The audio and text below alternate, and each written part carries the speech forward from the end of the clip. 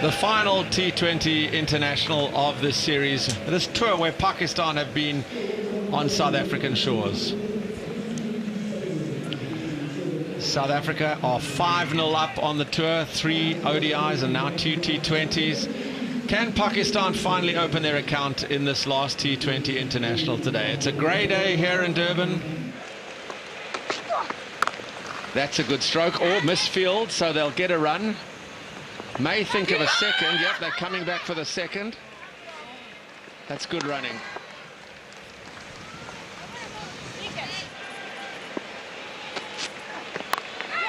Thick edge. They've just taken the gully out, and it's gone straight through where gully would have been. It's 4 from the over. It's 11 for none from 3.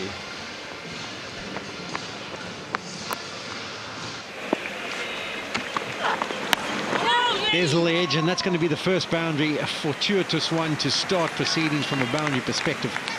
But that's what Pakistan were after. A little bit of a boost, and that's improved the scoring rate. And then backed up with the most explosive shot of the day so far. Nasty worked over deep mid-wicket. Punch of the gloves from the Pakistan captain. And she does it beautifully, nicely picks out the same area as she did in the last over, and once again some good power. So that's really good stuff from Zafar.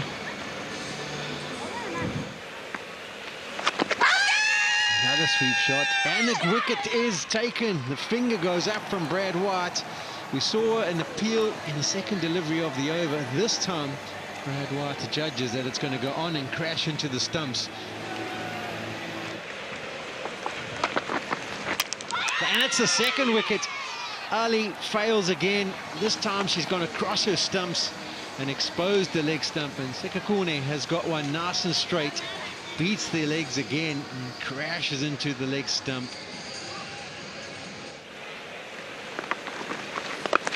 Hello, hello, hello. The reverse sweep executed perfectly. This is going to speed away for 4, despite the efforts of the diving Mignon du Preez. That's a really well executed reverse sweep. So 8 from the over. That's better from Pakistan. It's 39 for 2.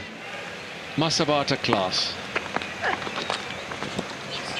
Helped on its way to long leg for 4. Well, this is suddenly it's just twisted for Pakistan, because after 3 overs of tightness from South Africa, back-to-back boundaries, one off the Shangazi over, now the first ball of the class over. Heaved into the deep, and it's gone all the way. That is a massive stroke from Nida Dar. We've seen what she can do throughout this tour.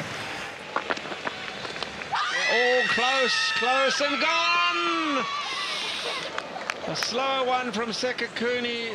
Nida Dar goes across it and is sent packing.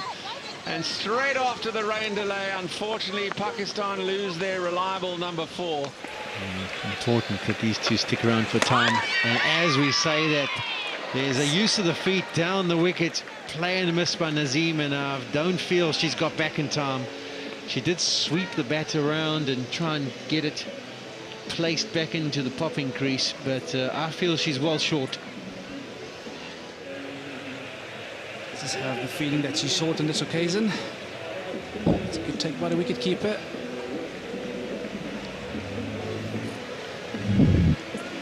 Off goes the bails, and that's short. And there's a confirmation of the decision out. Naseem's going to go for 2. Pakistan 66 for 4. Yeah, everything going a little bit pear-shaped for Pakistan now. Oh, back-to-back wickets, and Shangazi is going to find herself on a hat-trick. What a brilliant performance that was. Lovely delivery. And this time, as I give her a huge rap, she gives it a little bit of width, and that's nicely played. Probably the shot of the day. A little bit of width, and Zafira Khan, who's been there for a while, got the pace of the surface, even though it was a cutter. Cut away. Oh, bad piece of fielding. Straight through backward point for 4. That's bonus runs for Pakistan. It brings up the 100. Works it away on the onside for a 50, and what a valuable 50 it's been. It's her 9th career 50, and her contribution is appreciated by her teammates, and how she's been missed in the first 2 T20 internationals with that finger injury. And she's played beautifully today at a strike rate of just 109. Very few dot balls in her innings, and that's the key. Just 10 of them. She does manipulate the strike very well indeed. Can they get to an impregnable score? Turned away to the on. Very fine. It's a way to fine leg for 4. That's a lovely little deflection from Kainat Imtiaz to end the over that's yielded 14 to remain. It's 109 for 5. Sweetly in the air, down the ground for a 1 bounce 4. Beautifully struck by Imtiaz. Valuable runs at the bottom end of this innings. Last ball of the innings. Can they get the boundary to get them over 130? No, they can't, because Klaas finishes it in style with a perfect Yorker. Imtiaz giving herself room. Is bowled off the last ball of the innings. Javeria Khan has stood tall amongst the Pakistani batting. She's carried her bat through the innings. Decent start with Aisha Zafar putting on 30 for the first wicket, but this 6-wicket stand between Kainat Imtiaz and Javeria Khan have 61 off just 43 balls have certainly given Pakistan something they'll feel they can defend. Welcome back to Kingsmead for the run chase. South Africa requiring 128 runs to win this 3rd T20 international between South Africa and Pakistan. And all the players have already made their way onto the field. There's a new opening batting partnership for South Africa. There's a good shot. That's nicely played, and the miscommunication again. Oh, this is it.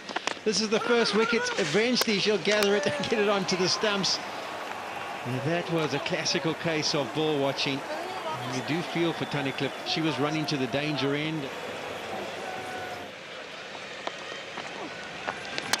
Oh!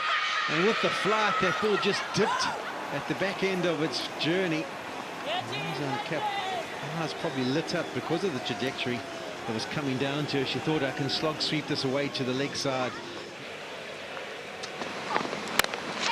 That's nicely played, and through the gap as well. Just a little bit of width. Baig will be a bit disappointed that she's offered up that width, but Bosch not missing out. A brilliant shot. South Africa are way behind at this stage. Not anymore. They get a little closer with that super footwork from Mignon du Preez. That is an example of how to get to the pitch of the ball. She got inside the line, gave herself room. Oh, she chips it straight back to the bowler. She's done by the flight. Amin gets her second. She never got to the pitch of it. Her footwork nowhere near as secure as du Preez.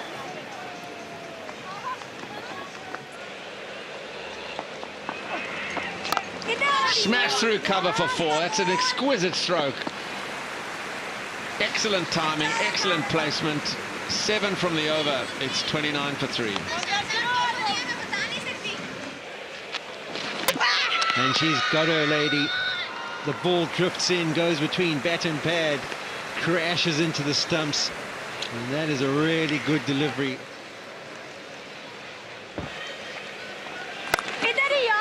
And that's beautifully played. Nita Dahl will be so disappointed with that. She was so good in her line and length for the bulk of the over, and the last delivery, sliding it wide, and du Preez cashes it. That's nicely played. Sitting it around the corner, able to get back comfortably for the second. Yeah, this is great cricket awareness from Sunil Lesia on this occasion. Bottom edge, I feel, but was never going to be caught. And ends up with no run off the last delivery. So 6 runs from the 12th, 65 for 4.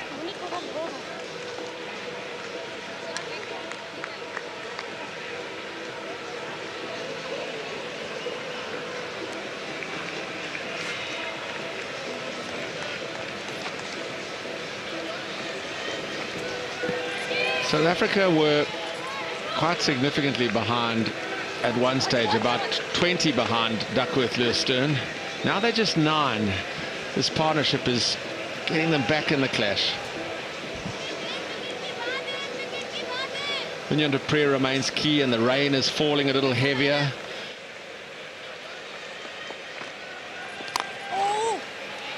Picking out long off and long on. Can they find a gap in the deep to get the boundary they so desperately need? At the end of the over, South Africa need to be at 79.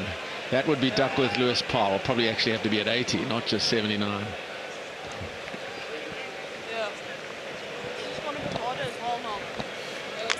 Oh, the rain has got too much. The stumps are out the ground, and unfortunately what was building up to be a teasing conclusion, finally the heaviness, the increasing heaviness of the rain has seen that the umpires have called things off, and that's where South Africa need to be. 79. They're 11 behind that at this stage. South Africa with an inexperienced batting lineup. Tunnicliffe unnecessarily run out, and a misunderstanding with Bosch. Morizon Cup got undone by the flight of Amin, and Laura Goodall was undone by one that just drifted in from Nida Dar. But experience in the form of Mignon du Preez and Sine Loose have given South Africa an outside chance here when the rain interrupted proceedings. Well, the full covers are on now. That's not a good sight here. Amin has bowled beautifully with the new ball. She bowled her full ration. And the spinners, as always, have kept a break on things for Pakistan. 45 for 4. South Africa were reduced to, now progressed to 68 for 4.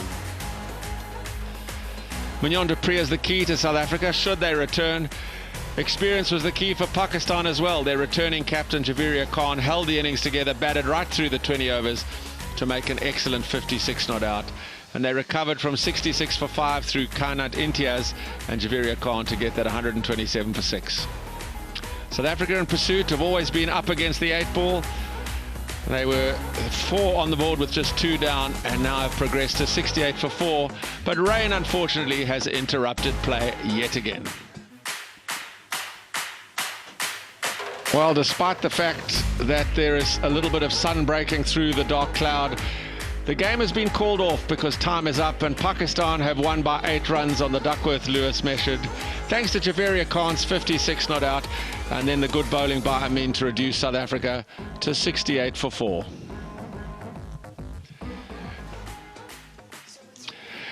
So the tour is over for Pakistan, and South Africa won the ODI series quite comfortably by 3-0, and the margins of victory got greater all the while. Their best performance was probably the very first match of the T20 series, where they won by 8 wickets with an over to spare. And then Pakistan getting a consolation victory, but they were full value for that, even though it was by the Duckworth-Lewis Stern method.